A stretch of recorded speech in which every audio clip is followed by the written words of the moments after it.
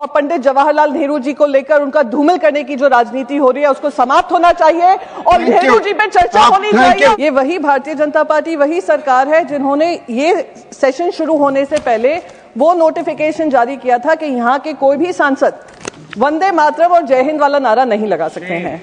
इससे बड़ा राष्ट्रद्रोह मैं मानती हूँ कुछ और हो ही नहीं सकता। राष्ट्र विरोधी सोच हो ही नहीं सकती। जो वंदे मातरम की जगह वंदे भारत की चर्चा करने को तैयार थे, उनका प्रेम उसी से स्पष्ट हो गया। कितना वंदे मातरम और कितना वंदे भारत में उनको अंतर पता है।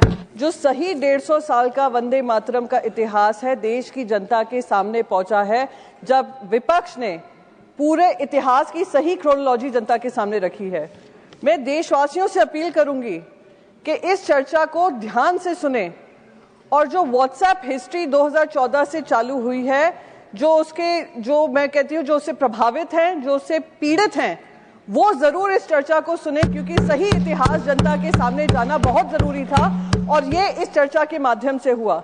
मैं तो अब आपके माध्यम से सर ये भी रिक्वेस्ट करूंगी कि क्विट इंडिया मूवमेंट पर चर्चा हो, स्वतंत्रता संग्राम पे चर्चा हो और वो सारी चर्चा जो 2014 से धूमिल करने की कोशिश की गई थी वो सारी चर्चा का विषय बने। जैसे ये जो इतिहासकार हैं व्हाट्सएप हिस्ट्री के माध्यम से व्हाट्सएप हिस्ट्री फैलाते हैं, उनका करियर का दी एंड हो सर। और मैं हैरान थी जब कहा कि भारतीय जनता पार्टी वंदे मातरम की चर्चा करना चाह रही है। ये वही भारतीय जनता पार्टी, वही सरकार है जिन्होंने ये सेशन शुरू होने से पहले वो नोटिफिकेशन जारी किया था कि यहाँ के कोई भी सांसद वंदे मातरम और जय हिंद वाला नारा नहीं लगा सकते हैं। इससे बड़ा राष्ट्रद्रोह मैं मानती हूँ कुछ और हो ही नहीं सकता। राष्ट्र विरोधी सोच हो ही नहीं सकती। इसलिए हमने मेरी पार्टी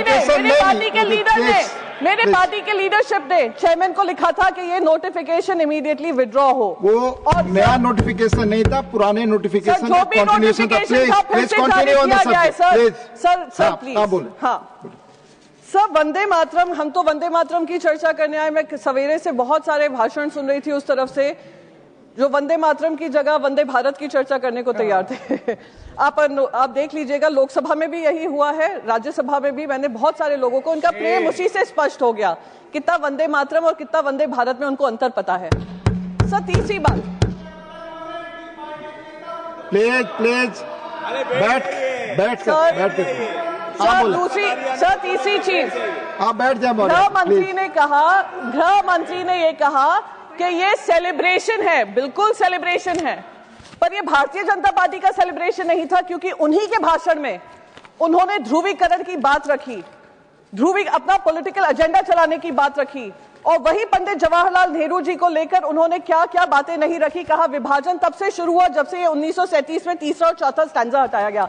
सर जब ये स्टैंजा हटाया गया था, जब हमारे देश के जवान बॉर्डर पे लड़ते हैं, हमारे तुकाराम ओमले जी आतंकवादी को पकड़ते पकड़ते वंदे मातरम कहकर अपनी जान देते हैं, बलिदान देते हैं। वो ये नहीं पूछते हैं तीसरा और चौथा स्टैंजा कहाँ है। वो इससे प्रेरित होते हैं कि वंदे मातरम के लिए वो सेवा कर रहे हैं, वंदे मातरम के लिए वो बलिदान कर रहे हैं। सर लास्ट मिनट सर, एक ही 30 सेकेंड लूंगी सर।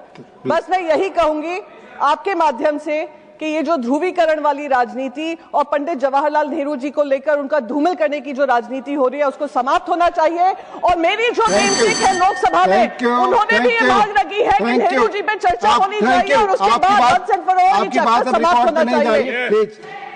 ऑनरेबल मेंबर्स, माननीय प्रियंका जी ने एक चीज कही, उसके संदर्भ में मैं आपको स्पष्ट करना चाहता हूं। Honourable members, before each session of Rajya Sabha we reiterate the parliamentary customs and conventions which are mentioned in the publication handbook for members for information. The para regarding the same was issued in the parliamentary bulletin part 2 on earlier occasions also.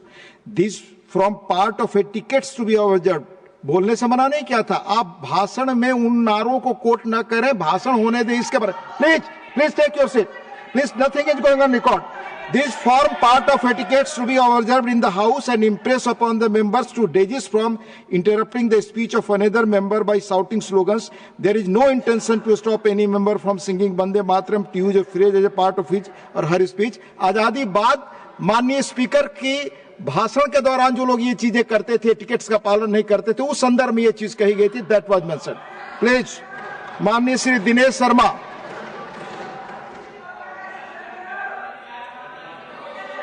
सभापति महोदय, please please